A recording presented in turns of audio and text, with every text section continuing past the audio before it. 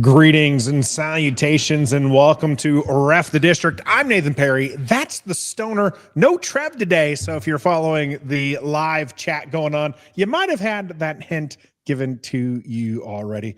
We, of course, stream live every Wednesday, 7:30 Eastern here on YouTube and Facebook. We appreciate the pre-chat going on between JG, Locked On Law, ourselves, and we welcome you to jump in the comment section as well. Of course, you need to hit that like button.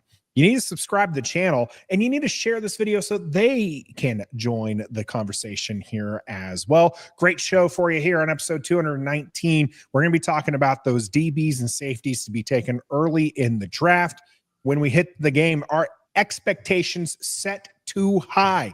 How exactly have we set expectations for season 2 of Jayden Daniels and Dan Quinn and Adam Peters? And are those expectations a little too high? And then in the cool down, it's a bit of a grab bag. We'll have an opportunity for you to ask your questions. Of course, if you have questions throughout the show, please hit them up in that comment section, as we will make sure we get to them if they are timely and a part of the conversation happening. If not, I'll make sure I star them and we'll get to them at the end. Lots of going on in the grab bag too. There's a lot of good comments coming from the owners meeting. You had Dan Quinn do a presser, Adam Peters do a presser. You've had other coaches that we'll be talking about as well in that grab bag.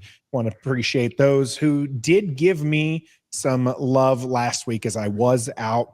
Stoner was not playing it up. I definitely went to the emergency room after collapsing in the kitchen.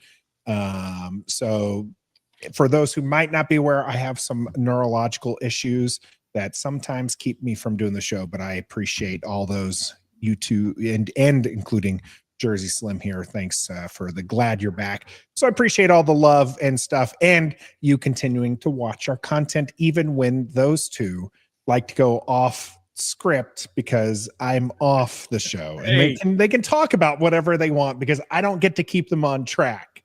So plan on keeping us on track here. Oh, I might have failed to mention here in the warm-up, our first mock draft of the season. We'll be taking care of that. Just a 2-rounder. Not going to get crazy when Washington has 5 picks. Just the first 2 rounds. That's all we're going to do. Probably no trades, but will allow you to help guide us when it comes to that as well. Let's go into this DBs and safeties. Now, Stoner, our video that we released on Monday, it was really kind of names that you were looking at, but it was how I liked to rank them. Your guy was number 5 on my list, but I wanted to give you another opportunity here to talk about your number 1, the guy that if he's available at 29, no ifs, ands, or buts, you are putting his name into the computer system because you no longer have to run it up to the podium. I like the running up to the podium example better. Yeah, well, unfortunately, you probably missed your draft pick because they're like, well, you got to run back to the computer to put that in. Yeah, that's right. Yeah, that's the guy we see there at number 7 for South Carolina is Nick Imanwari, I believe is how you say his last name, and he's a safety. Here's what I like about him, Nathan. There's almost nothing I don't like. There is this common idea that a lot of people say that you don't draft a safety that high unless he's Ronnie Lott or Palomalu or somebody like that. Or your guy, Kyle Hamilton, from a couple of years back. He was definitely worthy of the 14th pick, which is where I think he went. But this guy's special to me. He's 6'3", 220. Think about that size for a minute. 6'3", 220. You're talking about DK Metcalf size. 6'3", 220. And he runs a 4.38 from a safety position. This guy was a 3-year starter. He played in 37 games, so he's got that experience. He was produced every single year. 244 tackles, Nathan, over 3 years. That's a lot for a safety when they only play 11, 12, maybe 13 games there in the SEC. 6 interceptions, 2 pick sixes from the safety position, was a team captain, was on the honor roll. And just look at his play. He's a linebacker size and a safety speed. He is a guy who gets to the ball carrier and does a lot of punishment. There's nothing to like or there's nothing to dislike about this guy. Yeah. That's the exact Nothing to like. opposite of what you're trying to talk to us about right here. Yeah, I like everything about him. Look, he has his obvious weaknesses here and there. Maybe he's not so great in zone coverage.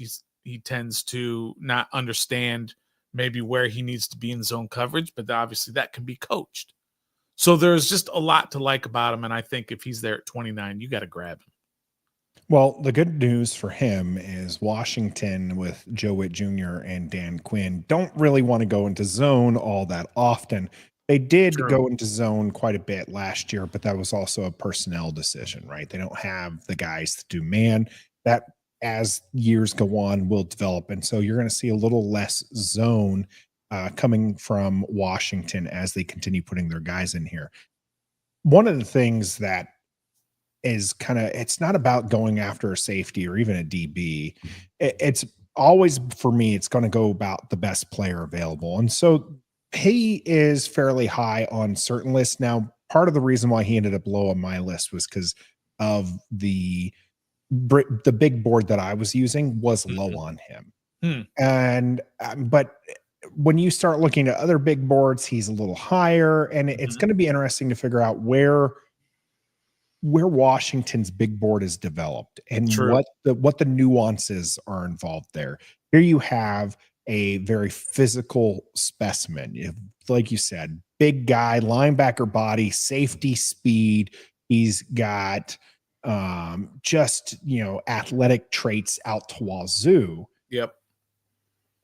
But maybe some of the tape is missing. And so do you think Adam Peters is looking more for guys who have the tape that backs up, play, or is he looking for traits, knowing that he has coaches in play to teach? No, I think he definitely looks at traits first. That's his first thing. He has certain sort of parameters or measurables that he looks at first, and then he goes to the tape to try and back up what these guys are showing in terms of their measurables. He's a guy who looks at arm length, hand size, three cone shuttle speed. We saw last year. We talked about last year the guys Ben Sinnott, Luke McCaffrey, and the Dominique Hampton, who were three of their draft picks, were three of the top 12 in the entire draft that were in that 3-cone shuttle drill. So he looks for that stuff first and then goes and backs it up on tape.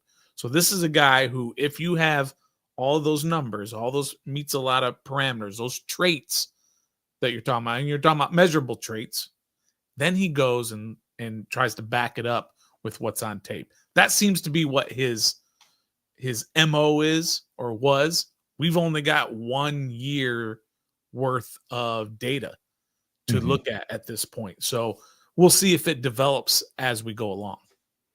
Now, one of the other things, kind of going with Nick here and the experience, you've talked a lot about his physical traits. You talked about how, he has weakness in like zone and whatnot. One of the things I think about safeties, if I'm going to take a safety, I need somebody who has great instincts, great football IQ, somebody who knows where to be, because it is a little bit, while athleticism can make up for some poor decisions, it's not going to make up for all of them. And we've seen some highly athletic, big linebackers, maybe a little too big. Stay off the juice, Laurent.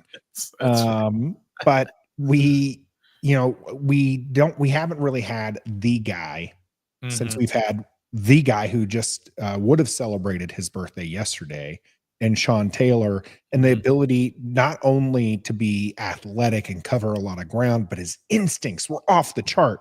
Right. Where does Nick E here land on the instincts and IQ portion of the results? I don't think those are off the charts. I don't think they're anything close to Sean Taylor or any of those other guys that we talked about with Kyle Hamilton, Palomalu, Ronnie Lott, going way back in the day into the 80s. He doesn't have those kind of instincts.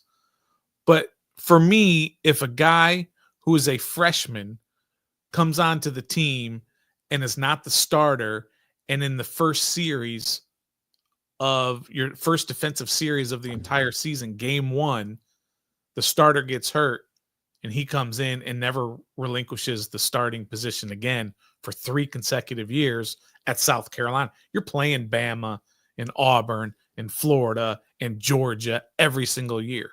These are the kind of guys that if they do that and have that production, maybe those instincts aren't quite there. But he has a lot of other things that fit what AP likes. So, Nathan, there's nobody that fills every single box, right? You have to figure out what the risk is in drafting a guy. Does he fit enough of those boxes that's worthy of a draft pick for Peters and the Commanders? Gus Bus saying, you want an instinctual DB? Yeah. If Will Johnson drops past 19, trade up. I love me some Will Johnson, but I don't think he's getting past 19. He might not even get past 9. That's probably a little aggressive, but no, he's a dude. He's a stud that's going to change somebody's defensive backfield. Love him. Yeah, we didn't talk about him, and we didn't talk about a few others, knowing that they weren't going to be in the area where Washington's going to be picking.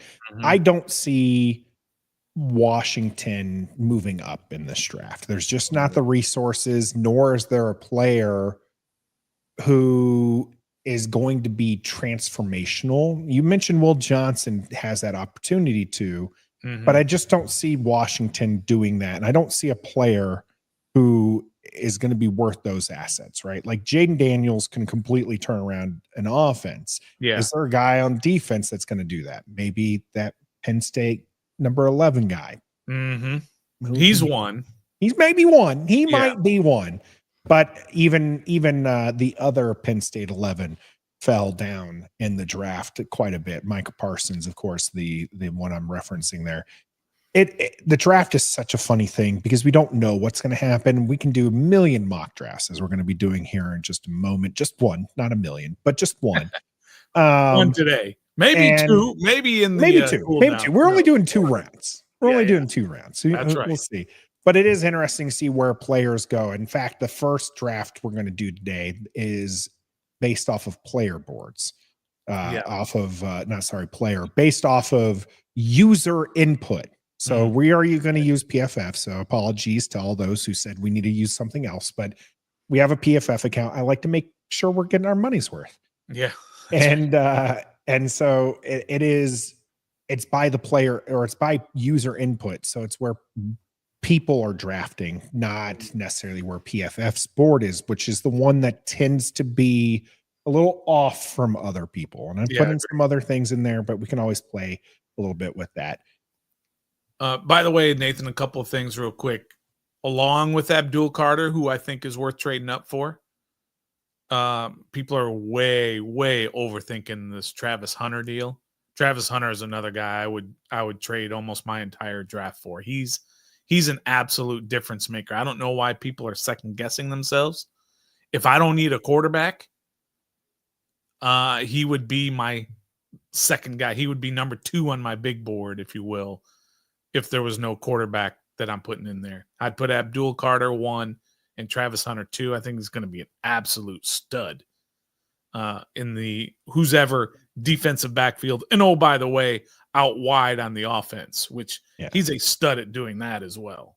Yeah, I think it's going to be interesting to see how he translates to the NFL, just because you don't know, like, is he going to be able to play both? Or is he going to try to go to be a specialist? And if he goes to a specialist, which one is he going to be? Okay. If I had to put money on it, if I had to put $1 on it, he'll be a wide receiver, not a CB. I think the opposite. But listen, he's the number 1 corner in this draft.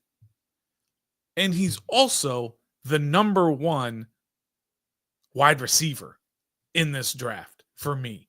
It's not like this guy kind of just came out of nowhere and started excelling. He was a 5-star top 10 recruit coming out of high school. And he went and he followed Dion to Jackson State. He was like the first ever, maybe I'm overstating it, something to that effect, like the first 5-star top 10 recruit to ever go to an HBCU. So he followed him to Jackson State. And then when Dion went off to Colorado, obviously he followed him there to Colorado. This is not some fly-by-night guy who just came out of nowhere. He's been doing this since he was 14, 15 years old. He's been the number one guy everywhere he's been on both sides of the ball. Don't overthink Travis Hunter. He is that guy, and he's going to make some team very happy. And hopefully the Giants can continue to be the Giants stuff. Yeah, overthink right? things. Don't go for it. Don't bite to it. I don't know what's going on with the Giants. It's going to be an interesting year for sure. Harry here bringing us back down to earth. Who would have thought that we would have had late draft problems 2 years ago? It's kind of bittersweet. Maybe not so bittersweet. I'll take the late picks in the 29. The worst place to be in the first round is the teens. Okay. That's where you're mired in mediocrity. Okay. You're not going to get a game changer, but so you're not that high. Like if you pick in the top 5, you have a chance to get a Jayden Daniels who changes the entire trajectory of your franchise. Okay. But the miss rate in the teens is just stupid. It's really not any better than the 20s. And so at least in the 20s, you're making the playoffs, which means that you're doing well and you can convince teams to come. You know what happens when you're in the teens repeatedly? You have to start selling off assets because nobody wants to come, or you start having people like, I'm tired of this. I need new places to go. So maybe not quite bittersweet for me, Harry, but it's so interesting where we don't have a list of like 5 guys we're looking at. We have a list of 30 that we're looking at. Yeah, that's crazy. I was thinking about that earlier this week, in that I've had to do so much more research and looking into so many more guys because I'm only used to looking at 10 or 15 guys where Washington is usually drafting, right? And now all of a sudden I'm watching all of these mock drafts and I just see just how wild it is at like pick 15 to 32 in that first round. And it's so varied from analyst to analyst to analyst to channel to whatever they come from. And I'm thinking, is it always this wild? Because I never pay attention to it. I always look up to where Washington's drafting and then I don't care about the rest. But now you have to look at all the positions and all these different guys that could possibly be there at 29 or second, third round if they trade back. Yeah. And so when we were looking at drafts in years past, you would look at the top options for Washington, and then you would look at specific guys you would trade back into the first round for. Yeah. Now you're at 29. You're not trading back into the first round. Right. You're already there at the end of the first round. The guy that you thought was going to be there is going to be there, right? Type deal. And so it's interesting to, like you said, and we have more top 5s coming for our viewers. So keep a lookout on Monday. We're going to have another top 5 for you. I can't remember which one it is, Stoner. I think we're doing offensive linemen in case some of those studs are there at 29. So we're going to take a look at offensive linemen on Monday because we have to know across the board, because I do firmly believe that Adam Peters is a best player available kind of guy. They have their own board. It might not look like your board, but they have a board that they're like, that's the guy. That's why Johnny Newton's was taken in the second round. And if the guy they think is the best player available is there at 29, they're taking him at 29. If not, they might get a trade back. Uptown Dre here. I really want the edge or even right tackle for our first pick. Build through towards the trenches. Love the trench idea as long as they're the best player available, Uptown. Also, I like safety. Tulane Caleb Ransaw. His measurables are elite, an AP's type of player, or Katan Katan Crawford from Nevada. Well, we'll see here, Uptown Dre, whether or not either of those guys are available for us here in our first mock draft of the 2025 season. On the clock is going to be Tennessee. Going to keep things going a little bit slow here. I need that. I'm not going to go for a trade. And you want me to make this slower or faster? Is this because this is actually kind of in the middle, Stoner? I need it slower because I need to digest who slow is coming off How the about board. This good or slower? There's like one notch behind this. Oh, okay. No, that'd be fine. All but right. maybe I can always pause. After a couple of picks, pause it so that we can digest who got selected. Who should Tennessee take number 1 overall? Or who do you think they're going to take? They shouldn't go. I know I don't like their quarterback, but I mean, I don't want them. I don't think they also avoid going to quarterback either. Yeah, I feel like they have to go quarterback, but I mean, Cam Ward, is he really, is he really the guy who's going to take you? Thanks for that, Doug. Helping me pronounce Keaton's name correctly. And I liked how you said playa. You didn't say player. Uptown Dre put playa. You gotta say playa. I gotta say playa. I don't know who they want to take number 1. It's going to be a quarterback, which I feel is the wrong decision here. But you have to take that gamble, which is the wrong thing to do. But let's get started here and see where we're at. They do end up taking Cam Ward, Jayden Sanders to this is just awful. And Travis Hunter, as you talked about. Yeah. Going to the Giants. Bad news for us, right? Well, I mean, and it's crazy. We don't know if Cleveland has to take a quarterback this early. They might. Shedeur Sanders might still be there later on because there aren't that many QB needy teams up this high. But I think also you can't pass on at least a shot at a guy, a franchise changer.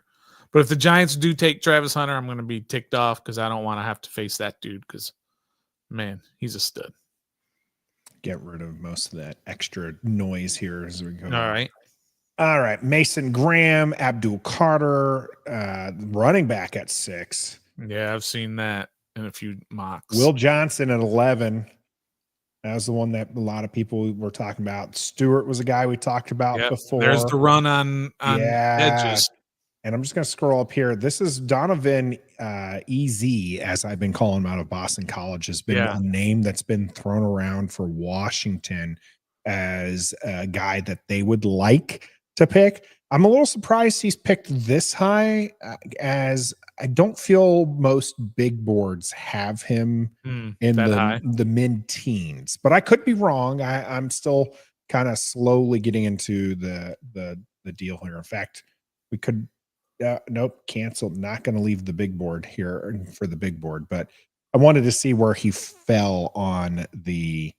Well, scroll up a little bit and look at the other edges that were. Michael Williams went. Sure. Jihad Campbell is a guy that some say he's an edge, some say he's just a straight linebacker. So either way, look at that run on linebacker slash edge there with Campbell, Michael Williams, Shamar Stewart, Mike Green, and then your guy Donovan EZ. Man, there's just a lot of edges going bye before we get to 29. I mean, those are top 20 picks. Holy crap. I guess on PFFs, and this might be part of it for PFF. PFF does have him as 16, very high on him there. JG here agreeing with me, seems a little bit higher than what I think some of the other non-analytical big boards would put him as far as that.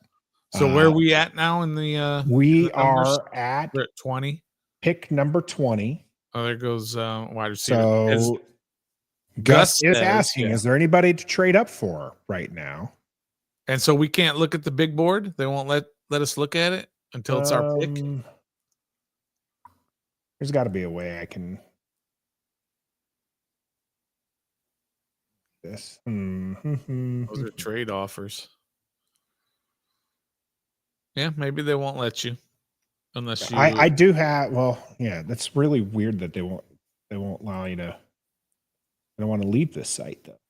That's rough. We'll figure out something on the fly. We're doing it live, folks. We're doing it Doing it live. live. All right. Is there anybody whose name here that you're missing that you think would be an No, option? There's because- honestly again no, but the guys who you would trade up for, in my opinion, are gone. Yeah. I agree. I would trade up for Abdul Carter, Travis Hunter, and maybe Will Johnson. And after that, I don't think I'm trading up for anybody. Yeah. I'm not giving up the picks that I don't even have to trade up. Agree. All right. Let's resume the draft. All right. So another Grant, defensive yeah. lineman. Walker's gone. Pierce Jr. was a name we had mentioned. Yeah. And Tyler Booker, a guard, has just gotten taken off the board. Loveland, a tight end at the end of the first here, which not somewhere I would have gone. Can we talk about that? Sure. A lot of people have said, because it's possible that Loveland falls to the end of the first round. If he's there at 29, are you drafting Colston Loveland? No, I don't feel like he's the best player at 29. Yeah. I understand where people, Hermit here being one, like definitely you take him, right? Mm-hmm. Because it could set up the potential of what San Francisco had, which is something that Adam Peters is familiar with, and that Sinnott is more of the juice guy, and Kittle can be Colston Loveland for us. I don't like it. I will probably throw something at my TV if they take a tight end. To me, it's almost equivalent, not quite, but it's almost equivalent as taking a quarterback in this draft. I don't see how you just signed John Bates to 3 years. You have Ben Sinnott for another 3 years. Mm-hmm. What do you need a third tight end for? I understand this guy is a very good player. Maybe he's a special player. But you have your blocking tight end, and you drafted second round last year in Ben Sinnott to be your do everything tight end. Do you really need a third tight end at this point? I would throw something at the TV if they drafted a tight end. I can't do it. I can't do it with the tight end position. Are you going to draft a backup quarterback at 29? I'm not. So I think it's crazy to get a tight. He's not George Kittle. Okay. He's not Travis Kelce. He's not that guy. I mean, if he is, then you'll punch yourself in the face a couple years down the road, but you just don't have the luxury of drafting a tight end right now. So I'd be really upset. As Gus points out, he's the fourth tight end, right? Because he signed Zach Ertz. So it's just like where did things fall? And if he is good, if Loveland is as good as his draft pick, takes him, you have Zach Ertz, who's going to go in as tight end 1. Then you have Loveland, who would be tight end 2, pushing your blocking tight end to tight end 3. It means the second round pick last year is tight end 4. It's tight end 4 and doesn't see any time. It doesn't seem that's where things. I don't mind drafting a guy who is not expected to be the number 1 guy. So I don't mind the Ertz replacement because Ertz is going to be number 1 this year. But that's what Sinnott was last year. Mm-hmm. Sinnott was the guy who was supposed to be the Ertz replacement. So now you're doubling down on that and you're doing it again. I don't think that that's smart strategy. And that's where I get involved with best player available being taken ahead of need. Maybe he's the best player available. But you can't do that when your roster has holes in so many places and you're going to take basically a luxury item. And this is the draft. This is not a free agent who you have a body of work in the NFL that you can point to. This is a guy, you do this. You cross your fingers and hope he can be Laporta, or you hope he can be Kittle, and so on and so forth. You don't know that. And so you're going to spend that valuable capital on something where you have two guys already who are under contract for the next 3 years. I can't see it. Yeah, Trey Huff here. Ifs and hopes is what you got. A lot of people in the comment section talking about how if Loveland's available, that's huge trade bait because a lot of teams like him and would go after him. It's interesting, Detroit taking him here as they have Laporta. They don't need another quality tight end. So it's possible he's there and Washington has some trade options. Teams interested in this pick. Before we look at the players, just wanted to let you know, the Bears, the Colts, and the Bengals are all listed here as potential trade partners for the Washington Commanders. That's picks 39, 45, and 49. Well, that's the offer? No. Oh. The Bears have the next pick of 39. Hey, the Colts have the pick of 45, and the Bengals have the pick of 49. Gotcha. It's almost guaranteed that if Washington were to move back, they're going to get the second round pick from the team moving up. So they'll end up having 2 seconds. So I just want to let people know picks 39, 45, and 49 are the picks that you would be taking. One of those picks would be the ones that you're taking to move back here, especially because Washington, we're only doing 2 rounds here today. So you're only going to see picks 29 and 61. If we stick with drafting, your best players available right now, according to PFF, a wide receiver from Missouri and Burden, halfback Hampton out of North Carolina, and Gray Zabel, a tackle off North Dakota State. Any name jump out to you? And who would you like here at 29 if you stay at this position?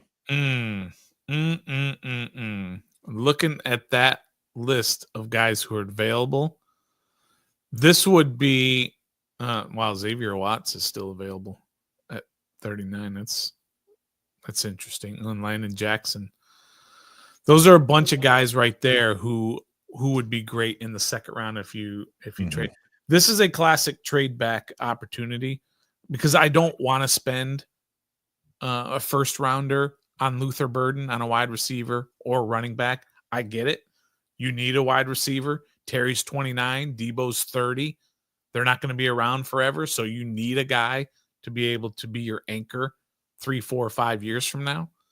Running back, all 5 of your running backs right now, all 5, starting Brian Robinson, Austin Eckler, Jeremy McNichols, Chris Rodriguez Jr., and even Michael Wiley, who they signed in the offseason for their, to some sort of contract there. All 5 of them are on 1-year contracts. So presumably all 5 of them will not be here next year. You need running backs. Do you want to spend a first rounder on a running back? I don't. I'm trading back in this situation, but just for the sake of this exercise that we're doing here with this mock draft, maybe we should put out a new poll and see what everybody would do in this situation. Burden, Hampton, Zabel, or Harmon. I don't know. Sure. You throw those out. So on the trade, so we had a handy dandy chart that I did not get to really dive into with everybody last week. But now, hey, I get an opportunity to talk about this wonderful chart. Fortunately, I don't have the information in front of me to give credit to where the who created the chart and brought it together. Picked it off of Reddit. Fantastic resource. Thank you for the person who created it here. But Chicago, for instance, was one of the ones that was listed. They have picks 39, 41, but what would be fair compensation if we're to look at getting pick 39 here. It'd be pick 39, a 5th rounder, and a future 3rd. If you're to move back with Chicago. Now, if you were to go for their earlier pick, you would give up, Washington would give up picks 29 and 128. That's their 4th round pick. But then they would get Chicago's 41st overall pick and their 72nd.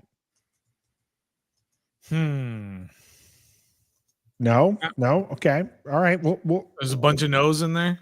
I'm asking you, giving the audience a chance to chime in as they're there. Who's the other trade partners here?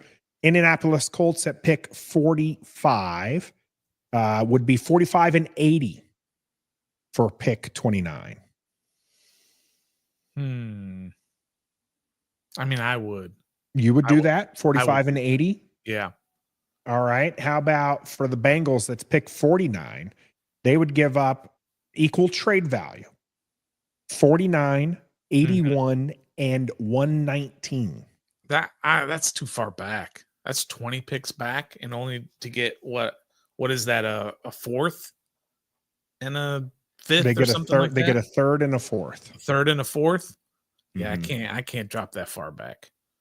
Who are my choices again that they had available? You have the Bears, the Colts, and the Bengals. Oh, you're talking about the people available? Yeah, the guys, because I'm doing that the poll. guys available. So the guys available, Burden, Hampton, Zabel, and Harmon are the top 4 listed at this. All right. I'm getting a lot of no's. 45's too far back. Mike, I'm with you. Mock drafts are a fun exercise to do for content creators, and a lot of people enjoy them, but I'm kind of more on your side. I'm like, okay, this is a thing to do.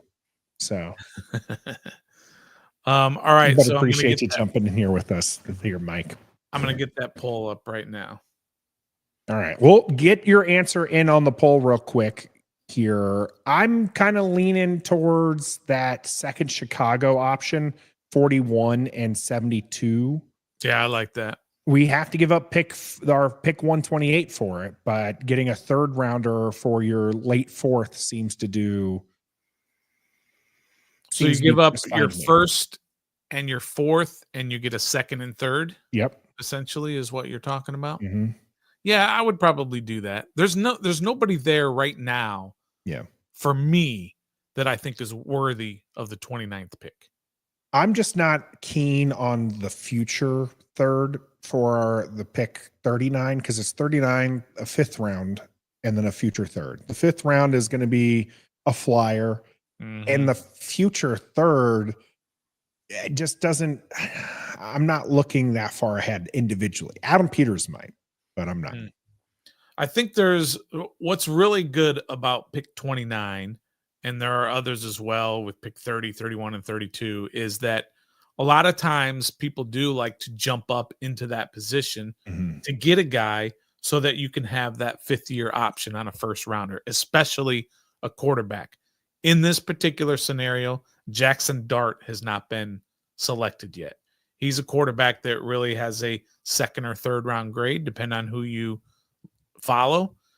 But this is a perfect opportunity for a team to jump up into the 1st round so they can have a full 5 years to develop a Jackson Dart. I did want to point out to you, Stoner. Yes. Your guy is here. Wait a minute now. Now we've got a little. Again, I mentioned to you. Yeah. That PFF not as high on your guy as you are. Yeah. So he's there. Yeah, Locked on Law. We'll get the timer going next time. We'll get the timer going. I think it's only. Is it 10 minutes or is it 5? It's 10 minutes in the first. It's 5 later on. I think day 3 is 5 minutes. Oh, okay. Yep. All right. Are we trading or picking? Your choice. I mean, let me go look at the poll here. He's looking at the poll, folks.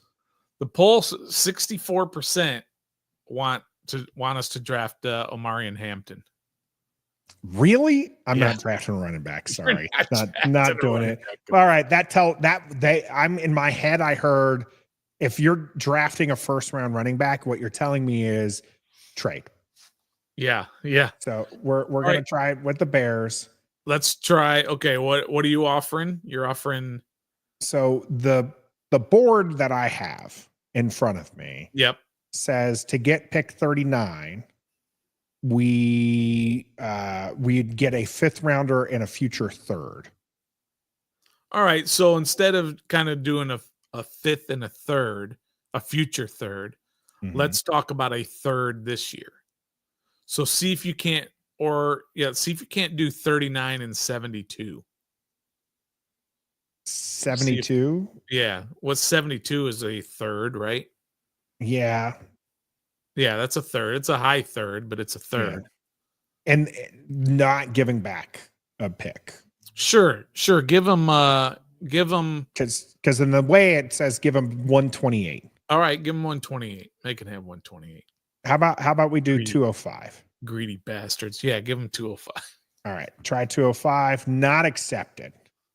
Oh, they All didn't right. like We'll that. do 128. That's the Okay. there we go. That was accepted. We're gonna All right. get pick 39. Let's move through this a little bit quicker here. All right. They ended up taking the tackle. Nick, oh my goodness. Literally the pick after There you the go. pick after your guy was taken.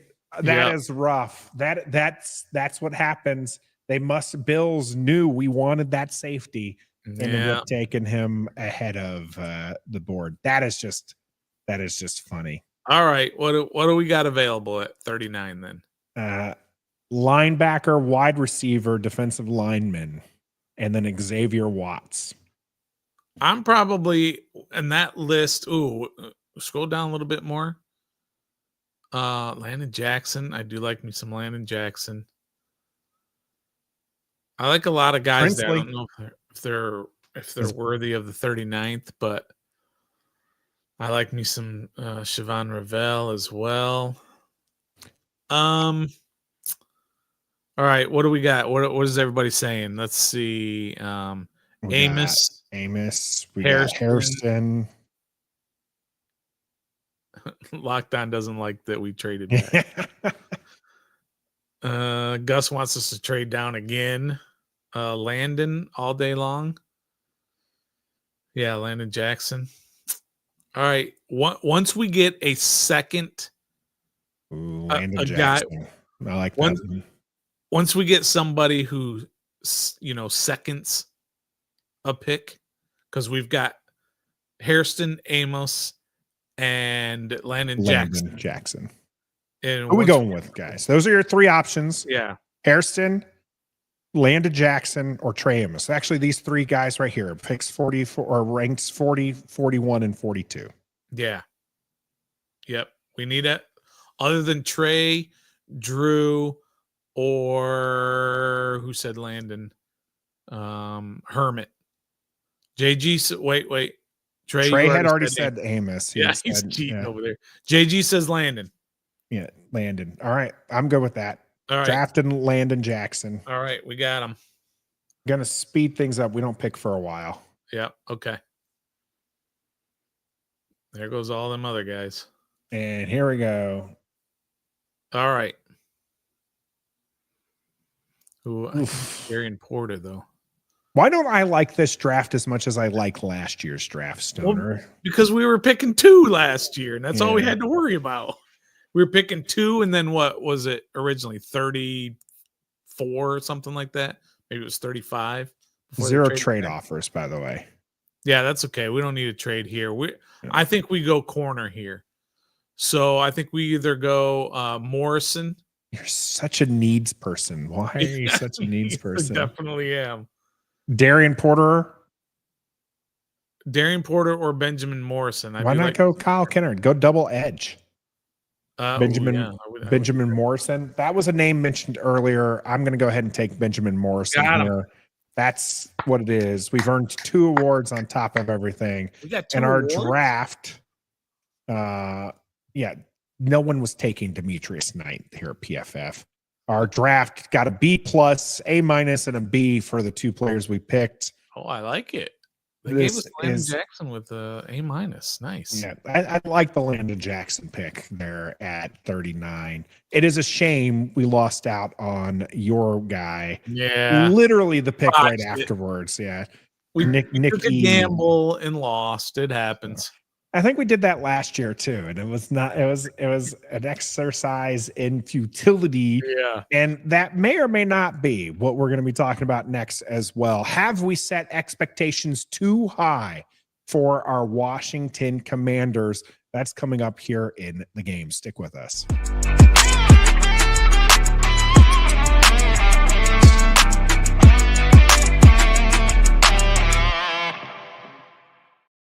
Thanks for sticking with us here on episode 219 of Ref the District. We are welcoming into the game here. Just finished our first mock draft. We'll make it a little bit quicker, a little bit cleaner here as we are going quite nicely through the show. We appreciate all those who are jumping in here. Make sure you hit that like button. Make sure that you have subscribed to the channel as we produce content, not just live here on Wednesdays, but also on Mondays. You can get some good content there as we go through the draft content.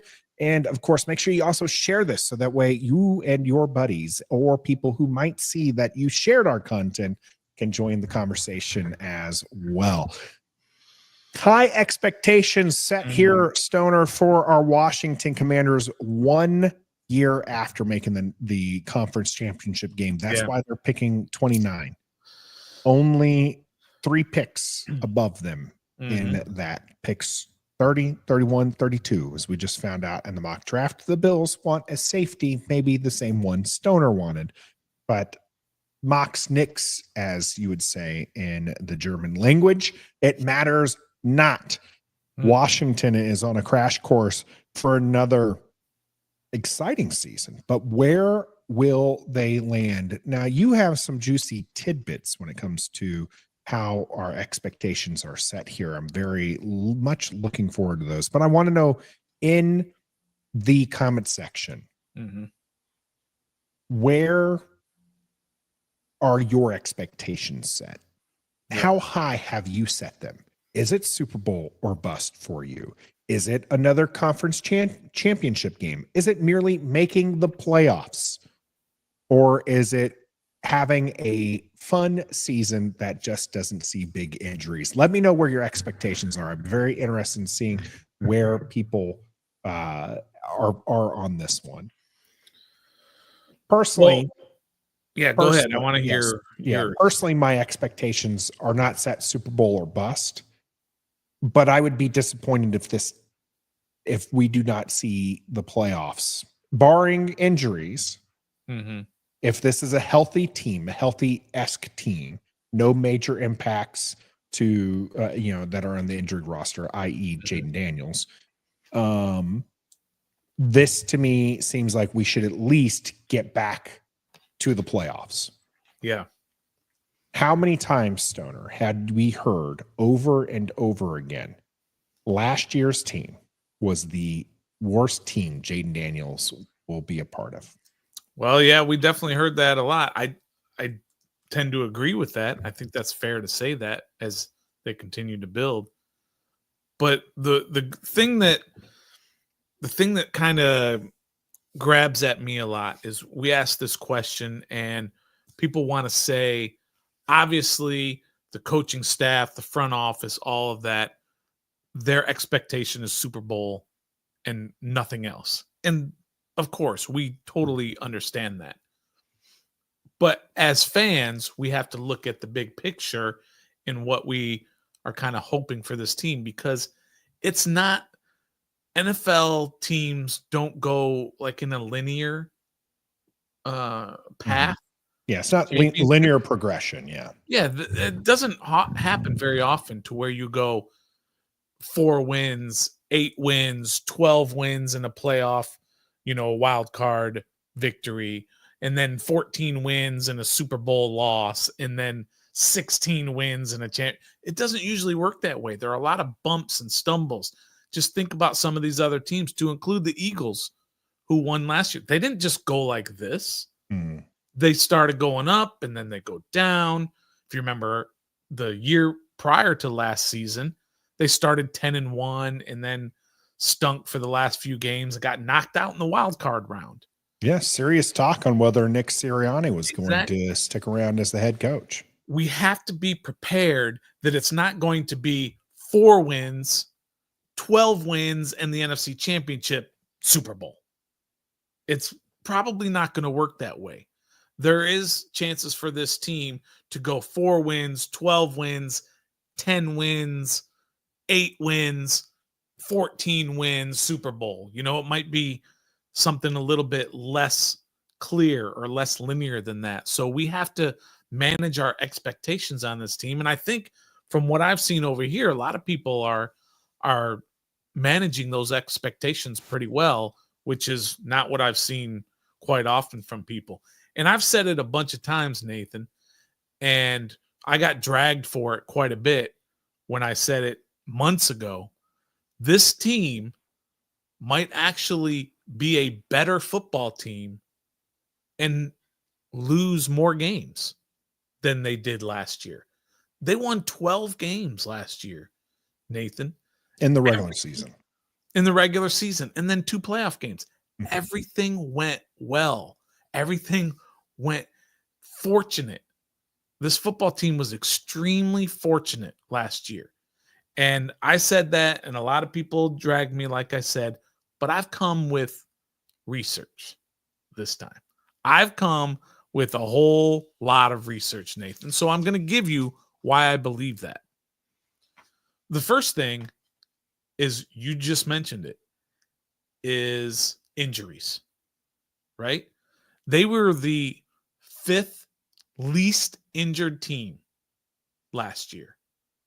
So they didn't suffer a lot of injuries. When you think about it, what were their big injuries last year, Nathan? Can you kind of recall? I mean, I've got the stuff, but I'm just wondering if you can recall what their big injuries were last year. I mean, you could argue Jayden Daniels' rib injury. Well, yeah, but he didn't miss a game. He didn't miss a game. Not Wasn't the same player, but yes. You had Austin Eckler. Eckler missed 5 games. Mm-hmm. And he missed the 3rd most amount of games of any player on this roster. Wow. Jonathan Allen was your biggest injury, a guy you cut at the end of the season. That was a guy who got signed for $20 million a year. But you didn't feel you're going to leave that part out. Oh, he was a guy you cut. Yeah, for different reasons, not because he was a Jag stoner. No, that's fair. But still, this is a guy, a defensive tackle, who was part of maybe the worst part of this team, the least effective part of this team, which is giving up runs up the middle, which is what his job was to kind of stop. Jonathan Allen missed 9 games. Noah Brown, wide receiver 2/3/4/5, whatever, wasn't even on your team when you broke camp last year. He missed 6 games at the end of the year after injuring his organs inside, whatever. You didn't really miss him. So if in terms of people you're missing, Jonathan Allen, I do think would have been better for this defense. I think they would have been slightly better. Not a great big improvement, but they would have been better. As we saw in the minus the 55 points. Yes, Philly fans, you like to remind us of that. Minus that game, the defense was better in the playoffs. The Austin Eckler injury, I felt did change a little bit of the dynamics, but Noah Brown did not.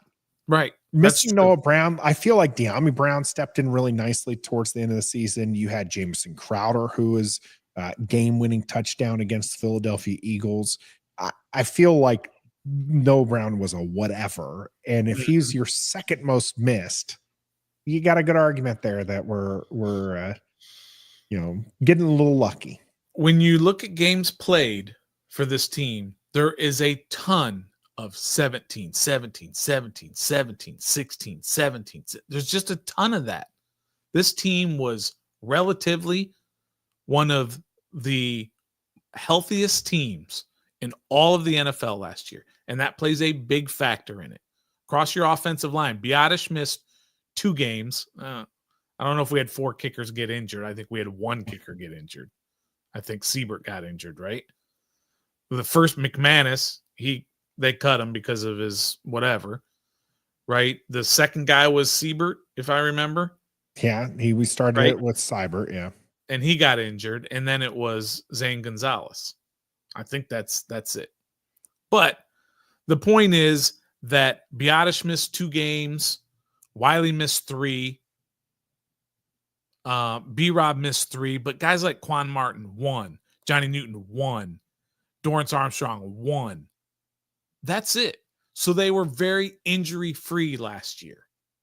That's a huge factor in you having the ability to win football games, right? So I just want to throw that out there. The 5th least injured team in the entire NFL. That helps, and you can't count on that. Last year they played 3 playoff teams, Nathan, and people want to talk about the schedule, the 4th place schedule which they had, and people want to say that's only a difference of 3 games. To me, that's a very simplistic, naive way of looking at it, because it's 3 in a difference within your division that you're playing differently. It's not for the entire NFL. It's not for the entire NFC that you're playing differently. They played 2 of the top to bottom, the worst divisions in football. They played the AFC North, which was Baltimore, Cleveland, Cincy, and Pittsburgh. 1 playoff team. You have to have a playoff team from every division. They had 1, Baltimore. Then they played the NFC South. That's a sorry division. Tampa. I'm not gonna accept the South. You can have that was a crappy division. That one you can have, but I feel like the AFC North, you're kind of sliding them a little bit there. They had 1 team get in the playoffs. That there's a whole lot of factors that go into that, Stoner, as you're trying to point out to us here. They had good teams. Now we got Cincinnati when they were not a good team. Mm-hmm. Okay. They played very well to try to avoid starting off 0-3. Right. But we were the better team that night. Yeah. The Steelers, though, the Steelers ended up with a winning record. They did. They won 9 games. Okay. Good for them. Okay. Well, I'm trying to set there, and Bengals finished with a winning record too, right?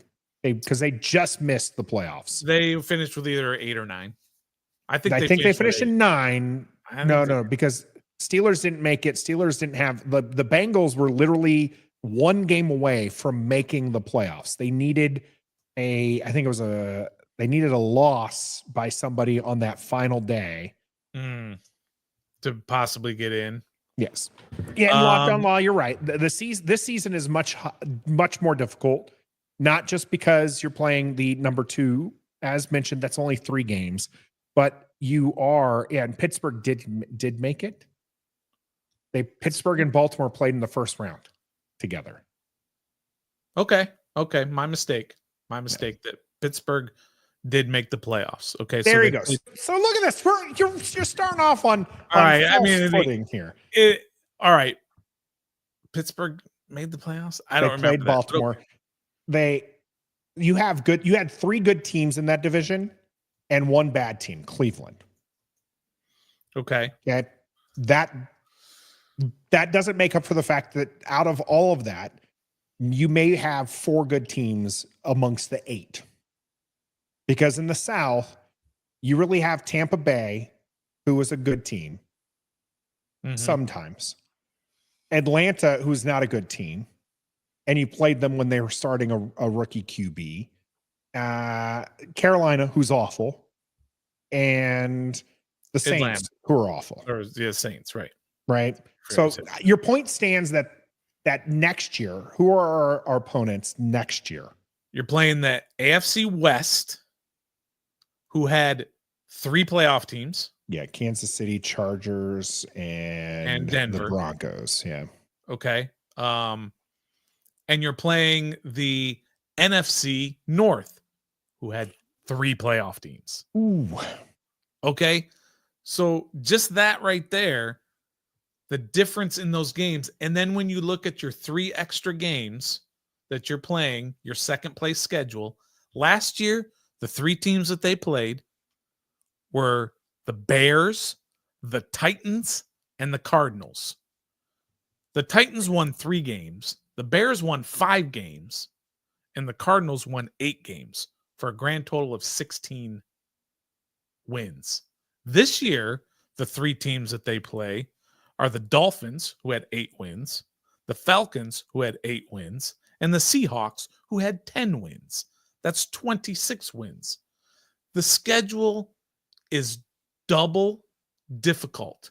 Last year, Washington had the, let me make sure so I don't say it wrong, had the 31st ranked most difficult schedule. Basically, they had the second easiest schedule last year. How math works, yeah. A winning percentage of 44%. This year, based on last year's record, they have the 8th most difficult schedule. The teams are coming off a 55% winning percentage. That's a huge difference. I'm not saying that they can't get back to the playoffs. I'm not saying they're going to be a worse team. I'm saying their injuries or lack of injuries last year was very helpful. Their schedule was very helpful. And these are 2 factors. So you can go through the year and win less games and still be a better football team. But just manage your expectations. That's what I have for those 2. Just a couple other things to add to that as well. Last year, they had 9 home and 8 away. This year, they have 8 home and 9 away.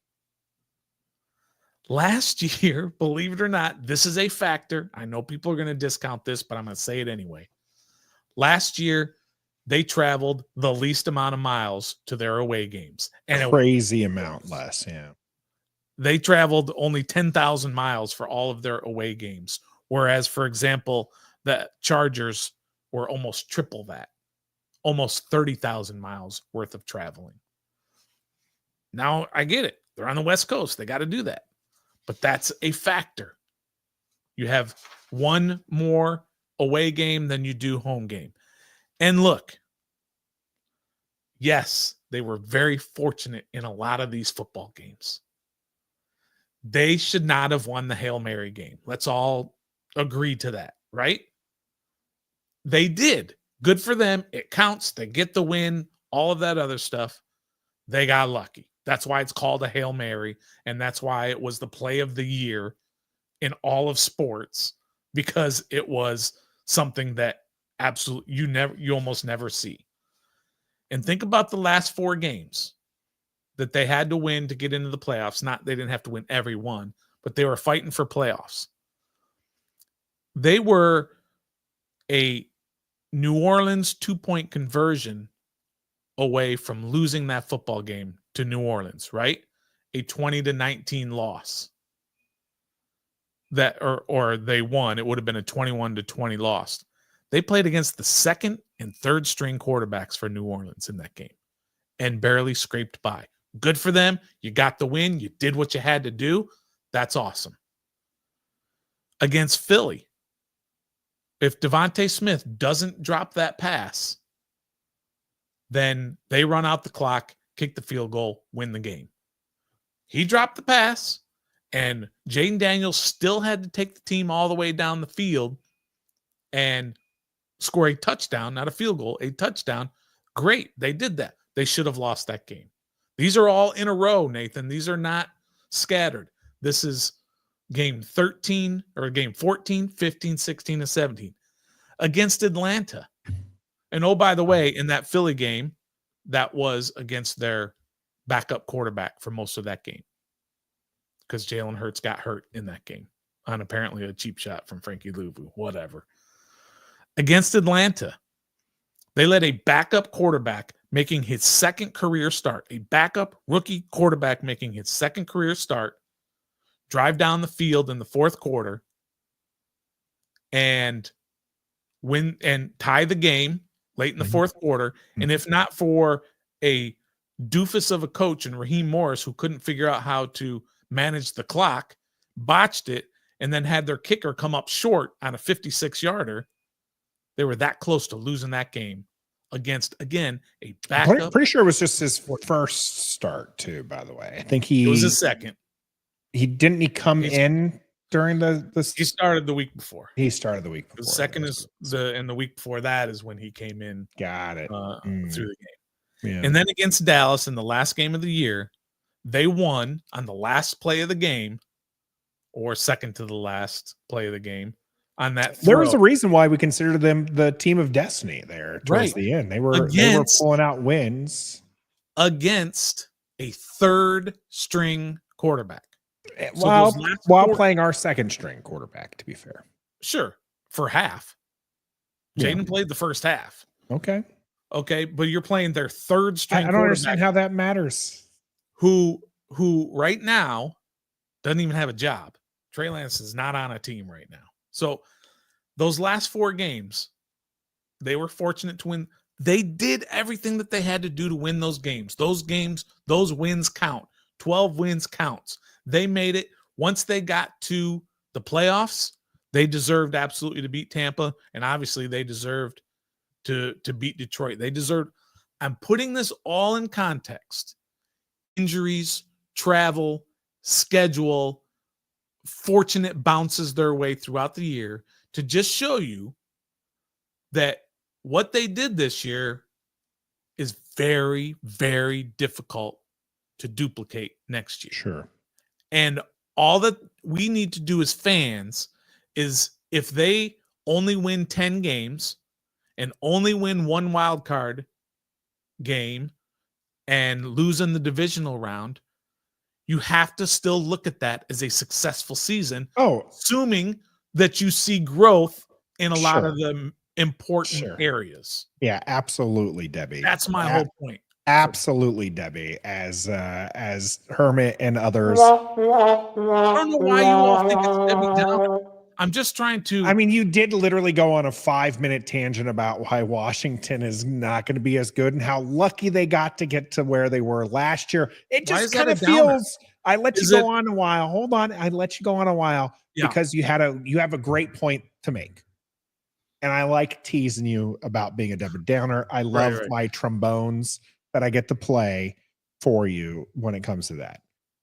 Yeah. There's a lot of optimism. A lot of people wearing the Burgundy and Gold glasses. I don't think all of those points that you made, that you labored on, and people were just not having a good time with that because they feel the negative energy coming from it. If you would have did the TLDR, okay, too long, didn't read, is the shorthand. TLDR is the shorthand for that, right? If you did that, or don't watch, okay, don't listen, you would have just ended it on what you just ended it on. Right. I think you would have a lot more people not thinking you were a Debbie Downer. But I've done that. You highlight over and over again, like they were lucky, they didn't have injuries, they didn't do this. It just feels a little like you're piling on. Yeah. What your message to us, Stoner, is that this team, while they had a lot going their way last year, they might not this year, but if they still make the playoffs, win a game, and see growth, that is a good thing. And I think that's where a lot of our people are. As you mentioned earlier, when I asked that question, a lot of people wanted to see the growth. A lot of people were like, playoffs, but like for the most part, they want to see growth. And Scooby here, with the 1 point for his Leeds United team here, performance improvement over results this year for me. We were obviously improved last year, but didn't half ride our luck. So I'd take no okay offs if actually we're more solid and better set for. And the English there is late night and across the pond. So there might have been some things in my head that didn't quite translate properly there. But in the end, I just wanted to get the Leeds joke in and also highlight the most people want the process improvements. And I think that is where Washington is. I need to see that Joe Witt Jr. can put together a good defense, right? In year 2. I need to see that. I don't want to see regression coming from the offense, but it's going to happen. That was a stupid good offense last year. But if they can still be consistent and marching the ball down the field, and that was one of the things that we talked about throughout the season was, there was games where they just didn't punt, but then there was times where they couldn't score, right? And it was just like seeing some more consistency. And I think that if those things can be melded together, that we see those improvements, I think you're going to see a playoff team. Not only that, Stoner, but I did want to touch on the thing that you talked about and a little bit of the luck. Now, injuries hit any team, and it's how they overcome those injuries. And right now, Washington, Adam Peters is trying to build depth to this team, and to where when you have Biadasz go down, you don't really like, you're gonna lag a little bit, but it's not going to be to the point where it's super detrimental. Right. So those are the things that he's working on, is trying to get there. Kind of what you saw with Noah Brown. Noah Brown went down, and maybe, as somebody mentioned, that the run game wasn't as strong when Noah Brown went out. These are the things that they're trying to work out and get to the point. But with Jayden Daniels, you have offense in the can. So unless that's the one that happens, but you re-sign Marcus Mariota, who looked good in relief.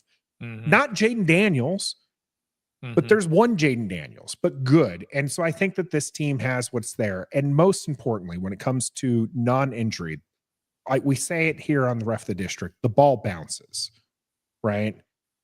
You don't know which way that ball bounces, but the ball bounces, right? And so good teams, repeatedly good teams, just somehow seem to be lucky. Yeah.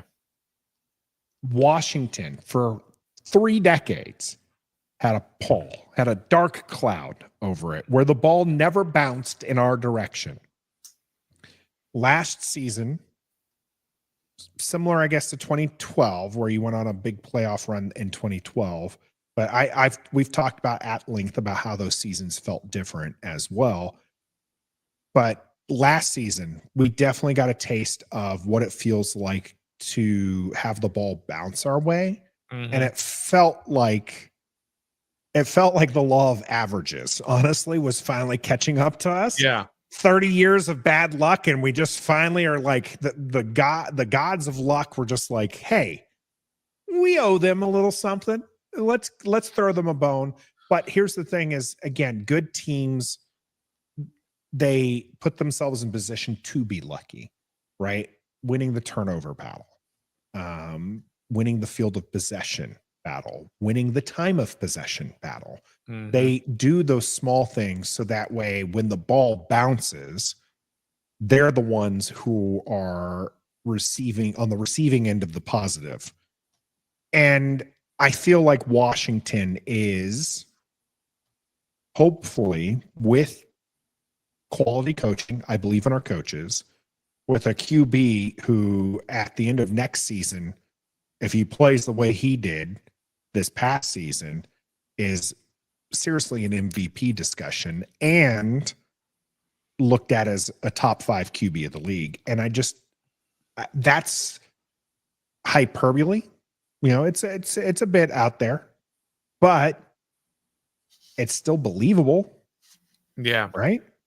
Would you agree, or would you agree that, let's say, those things that you think are important for this team to show, which is, let's just say the offense does not show regression, and let's say that the defense shows great improvement, but simply because of the schedule that they have, and take away your ability to beat Carolina, Tennessee, the New York Giants twice, the Browns, right? All these bottom tiered. You take away that, and those instead turn into losses to Kansas City and Detroit and Minnesota and so forth. And I'm not saying that that's going to happen. Let's say that does, and they finish with 10 wins they go 10-7 and miss the playoffs, because some teams did that.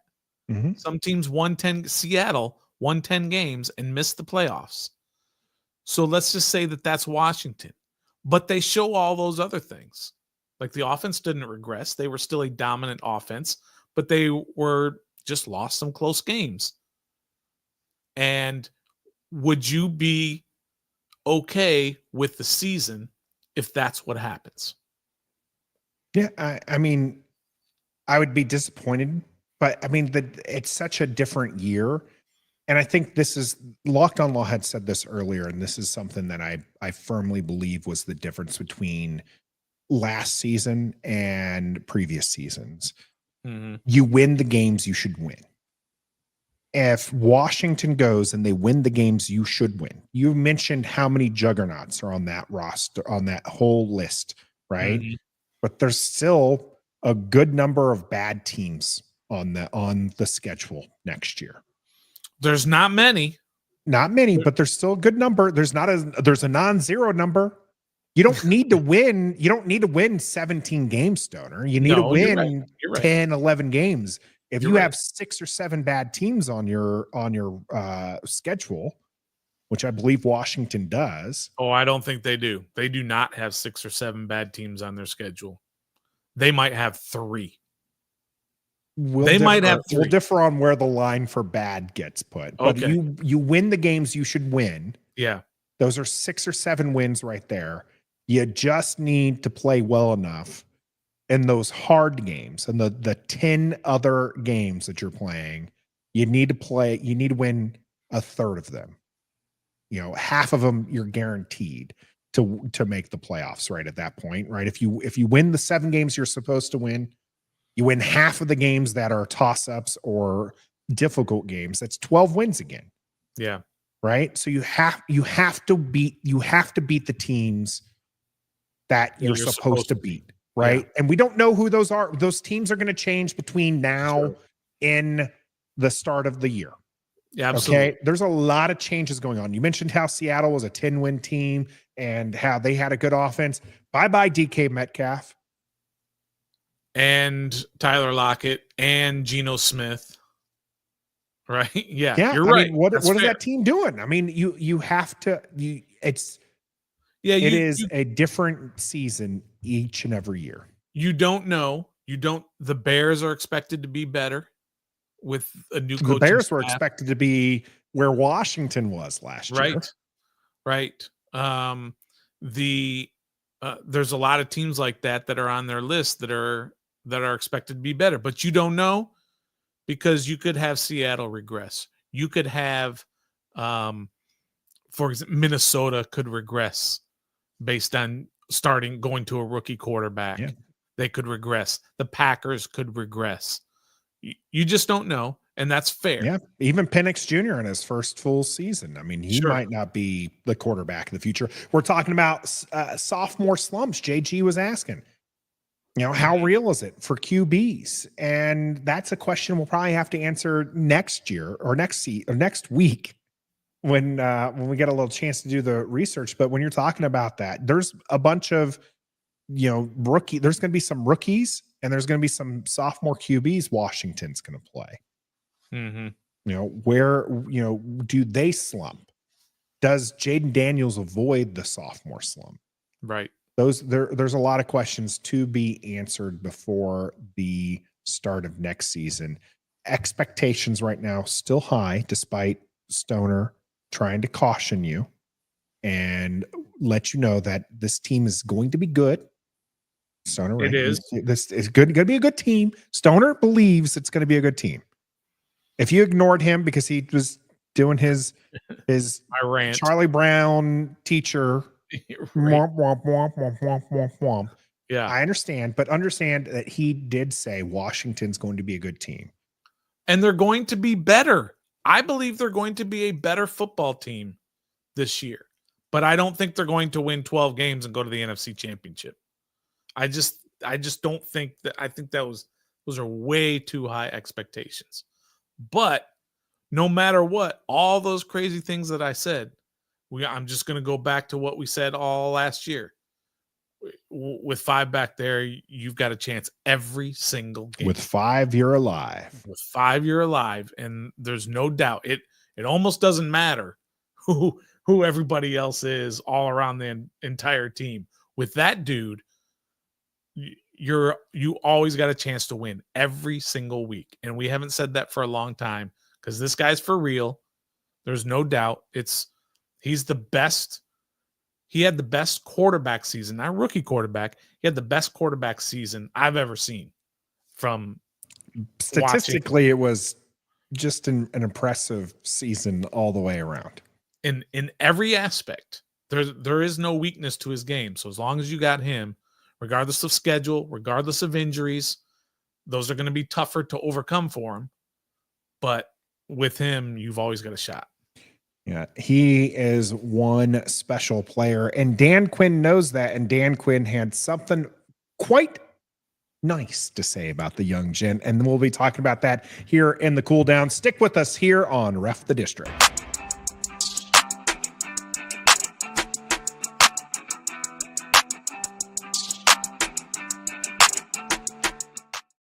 Welcome to the cool down here on episode 219 of Ref the District.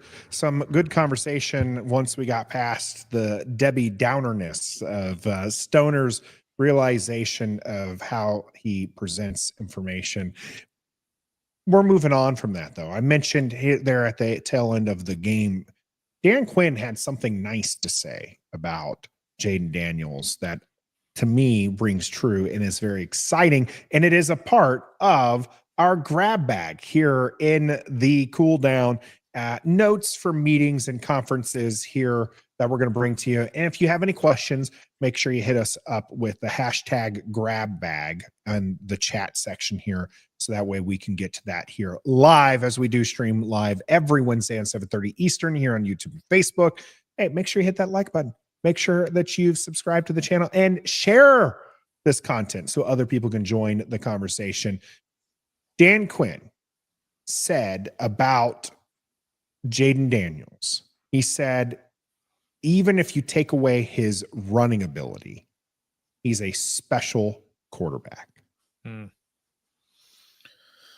Well, and also he's your best recruiting tool when you're trying to get free agents. All you got to do is say, we got 5. So what else do I need to tell you? As we talked about in the last segment, as long as he's back there, you've got a chance to win every game. So why wouldn't you want to come and be a part of that?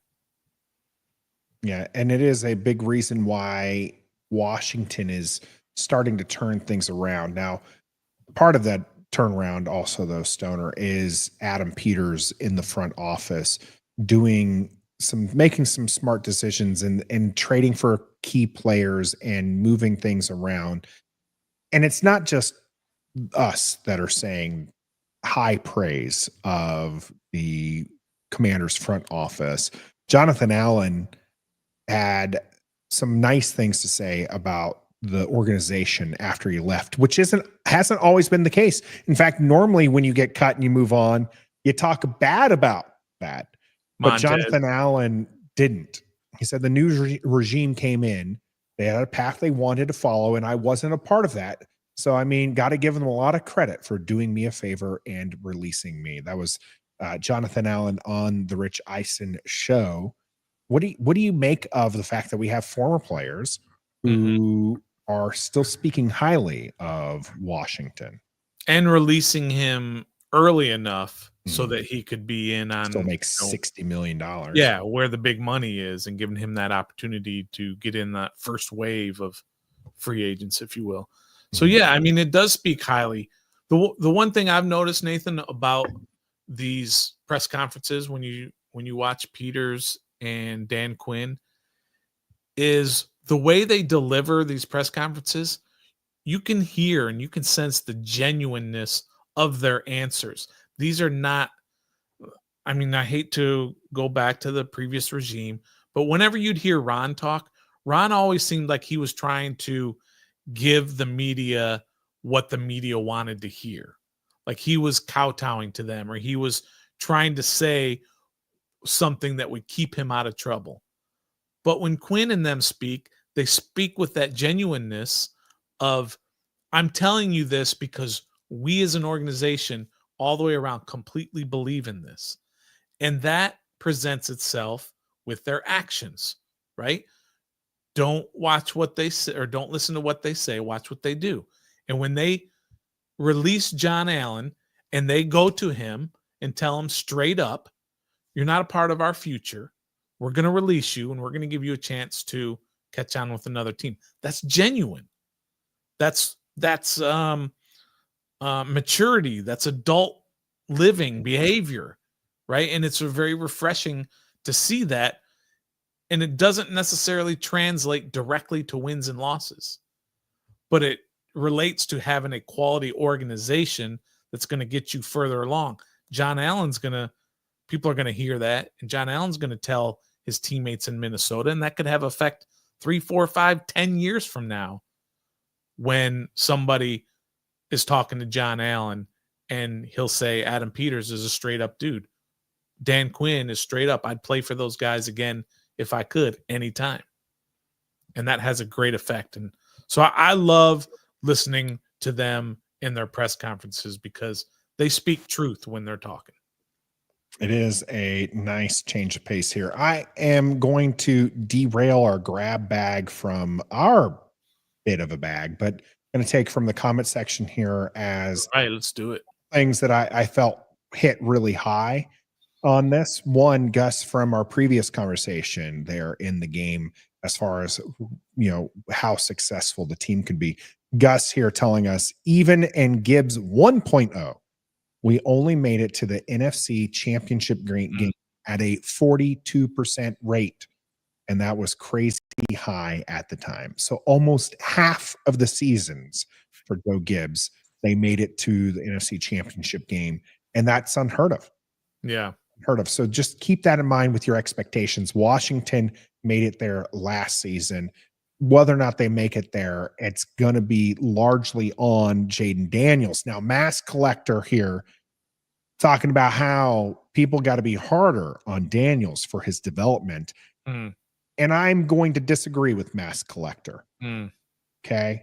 I don't think people need to be harder on him because I don't think there's anybody other than maybe his mom who is harder on Jayden Daniels than Jayden Daniels himself. He has that special player-ness about him that you see in all the greats, right? Where he is just constantly thinking football, he is constantly looking to improve. He challenges himself day in and day out. You saw it with Michael Jordan. You saw it with Peyton Manning, with Tom Brady. These guys constantly push themselves. Jayden Daniels does not need anybody else to motivate him to be better. And I don't see him becoming lazy and lax because people are saying that he had the best rookie season. He sees that season as a stepping stone for what he wants, which is Super Bowls. So yeah. I got to disagree with Mass Collector there. And why do we need to be harder on him to begin with? Like, what does that accomplish if we're harder on him? Because he's already proven that his development is way ahead of where it needs to be. So whether or not we are harder on his development or not, like you said, Nathan, he's way, way above and beyond the critics or his critique of himself. So I think we're going to be okay with there. He's not one of those guys who you have to worry about everything getting to his head and becoming a diva or, being that guy who lets success get to his head. He's not that guy. Yeah. He's just not. And he's proved it he played college for 5 years. He has a track record and it is to consistently improve. 100%. And improving the roster is Adam Peters. And he had to say this about Deebo Samuel. Know what kind of competitor he is, what kind of playmaker he is. I've seen firsthand him take over games, and it's really infectious throughout the team. Opens up our offense when you have him and Terry at wide receiver. One of the big questions was whether or not Deebo Samuel was, in fact, wide receiver 2. Adam Peters makes it seem like that's that's wide receiver 2. Yeah. And whether he's wide receiver 2 or 3 or 5 or 10, it doesn't matter. He's going to get a lot of plays drawn up for him, assuming he's healthy. He's an effective weapon, and Cliff Kingsbury is going to work it out to where he's going to get the ball in his hands quite often. You don't bring in a guy like that, a Deebo Samuel, and just kind of target him downfield 45 times in a season. No. This is a guy who's dynamic, and you got to get him the ball. And they will. They will. It's going to be interesting to see where he ends up stat-wise, assuming a healthy season. Did battle pneumonia, I think, last year, as well as maybe another ailment. But you had Noah Brown, really. I know OZ was the one who ended up being the second wide receiver, Terry McLaurin, last year. But really, on the field through most of the season, it was Noah Brown. And it's going to be interesting to see how Deebo Samuel, who, in my opinion, and probably most people's opinions, not a hot take here, is better than Noah Brown. And Deebo Samuel, not a hot take at all.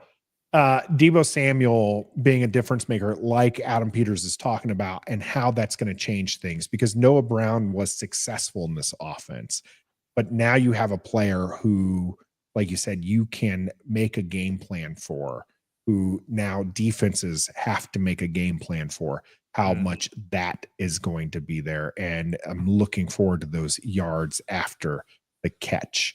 So those are the things that I'm looking forward to.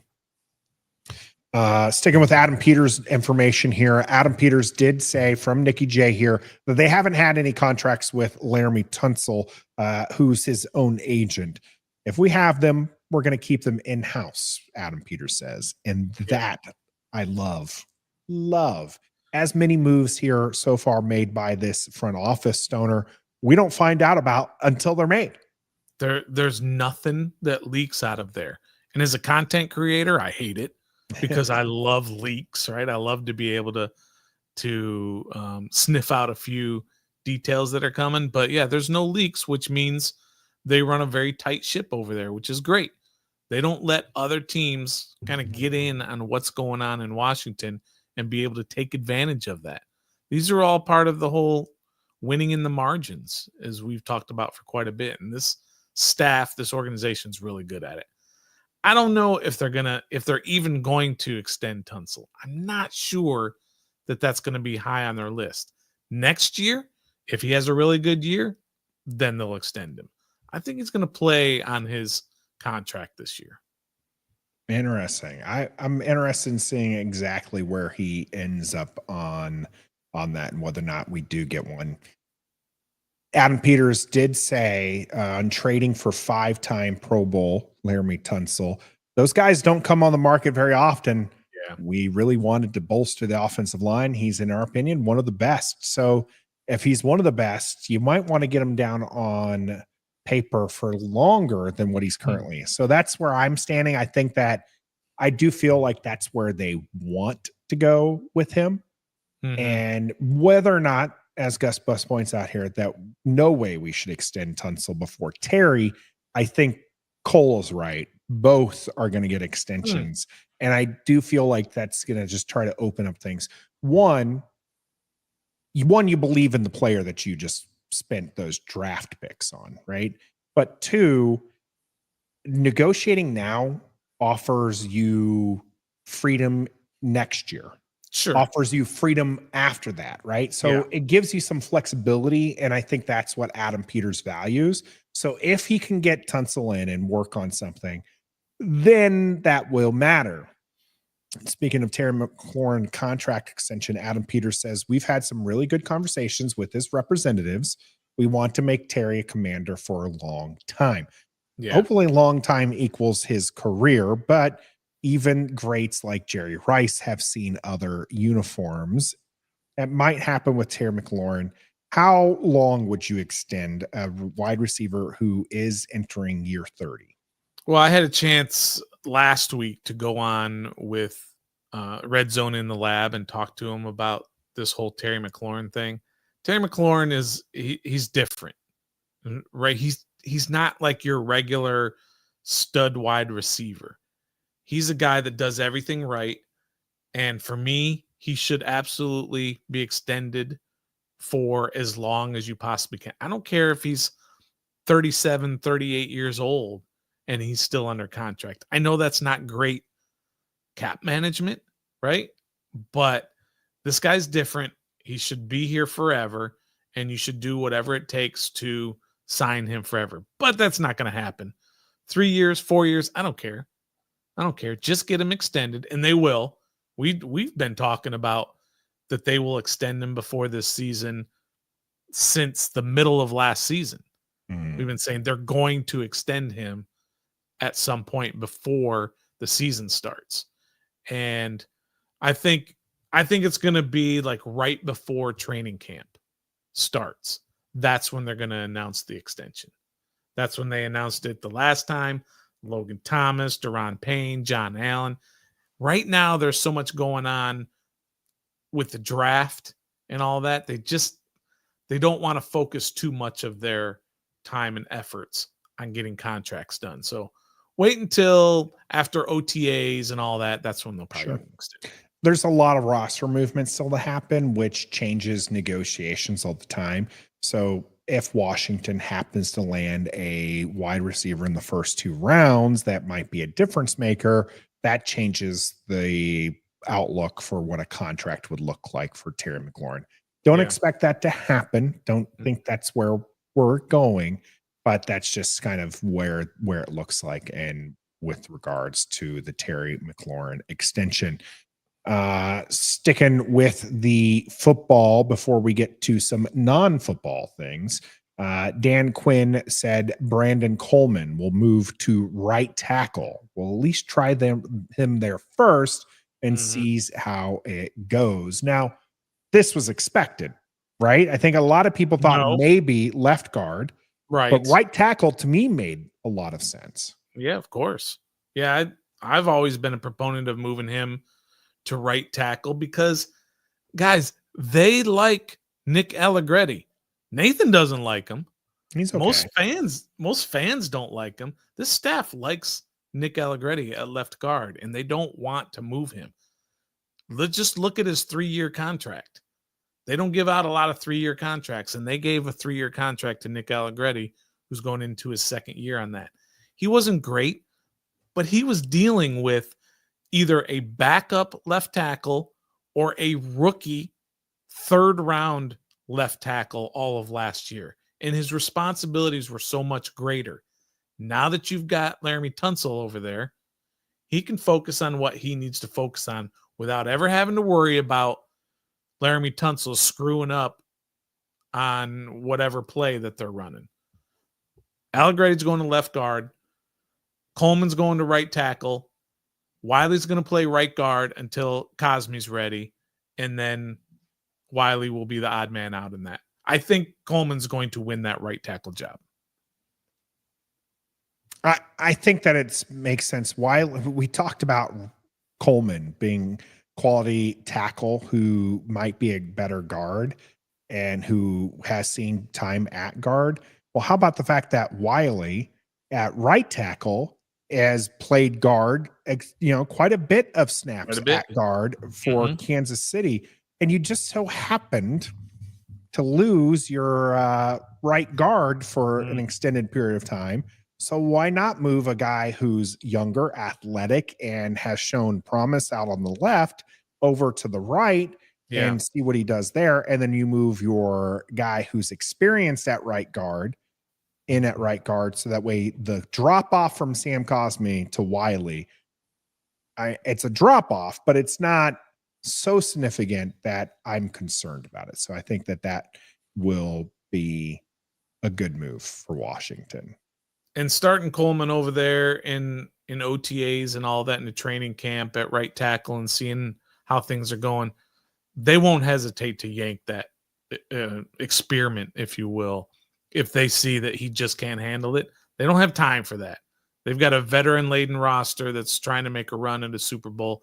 They don't have time for a second-year right tackle to give them any issues, and they'll either move him into guard and have Wiley play, or he'll be sitting next to me on the bench and not playing at all. Speaking of where a player is going to be playing, Dan Quinn also talking about Mikey probably going to continue to work inside and outside. He's shown the ability to do both. Washington has picked up Jonathan Jones as well as re-signed Noah Igbenogany. So where do you stand on where Mikey lines up? Yeah, I mean, versatility. They love that versatility on both Jones and Mikey and Will Harris in the secondary. I mean, at safety as well. He plays some corner. This is going to be a mix and match kind of secondary at this point, unless they draft a corner, a shutdown type corner with that 29th pick or second round or whatever.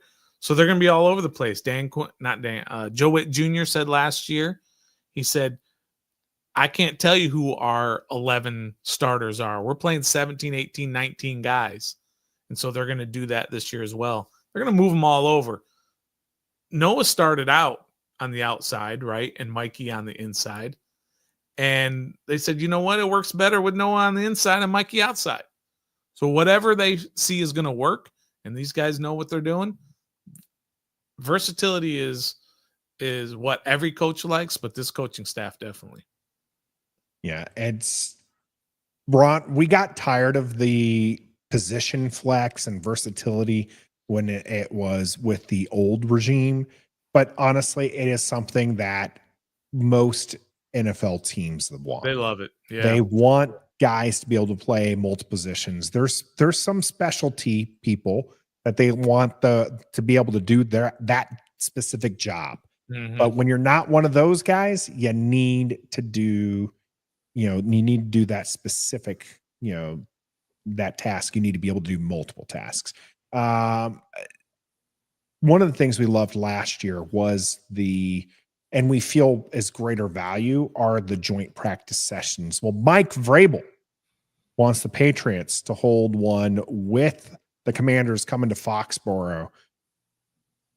How many joint sessions do you want? All three? Just a two? Just do Foxborough? Is that ideally we get some ins for some of these, but where do you stand with Mike Vrabel wanting the Commanders to come up to Foxborough? Yeah, I think usually when a coach kind of says that very specifically about a team, that's already in the works. That's a done deal. They are definitely going to do a joint practice with the Patriots. You don't say, we'd like to do a joint practice with the Command. Well, why wouldn't you like to do a joint practice with somebody else? Of course, because it's basically completed. So they're going to do that. I'm with Hermit here. I like as much time working against other teams as absolutely possible. I love joint practices.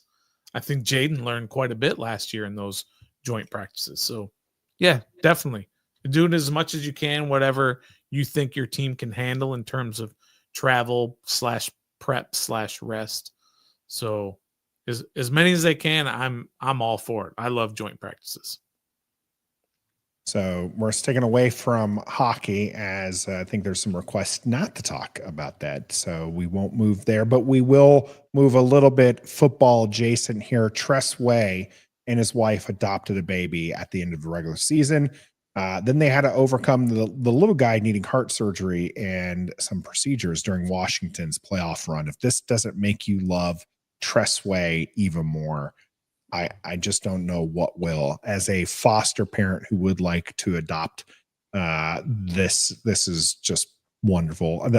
I still don't have the number 10 jersey, but I gotta get it.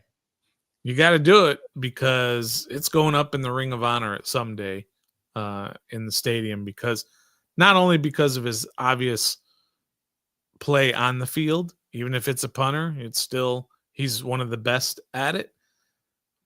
But what he does off the field and how he represents the team and how he treats the people around him, class human being. So awesome move that he did there. I would love to see Hang Time return. I think it was an organizational decision not to have him do it last year, but I would, if when he retires in the Burgundy and Gold, I hope that he stays on and does hang time, becomes part of that staff, because he fantastic human being. Love having him around.